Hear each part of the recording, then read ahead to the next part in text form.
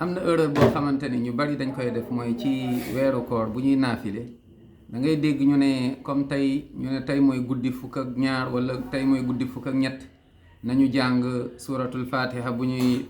julli guddi tarawih jàng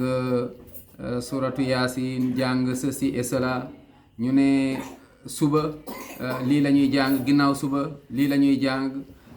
ginnaawaat suba di joxe ay jour chaque jour ñu joxe saar bu ñuy jàng wala saar yu ñuy jàng lii saxul ci diine yonent bi sallallahu alayhi wa sallam mosu ko def jàngalewu ko saxaaba yi radiallahu anhum mosuñu ko def jànguñu ko ci yonent bi sallallahu alayhi wa sallam lii saxul ci benn aaya saxul ci benn xadis yonent bi sallallahu alayhi wa sallam mooy di fixer nit ñi naan leen nañu bés bii ci weeru koor guddi si li la ñuy jàng waaw saar yi la ñuy jàng saar yi ainsi de suite lii saxul nañ ci bàyyi xel donc bu dee da ngay julli yàlla nee na faqra'u ma tayassara min alquran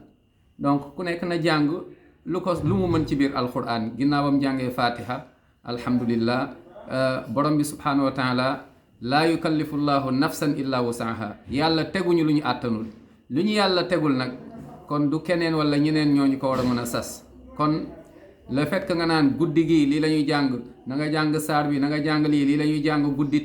tel lii ma ne saxul ci diine incha allah nañ ci bàyyi xel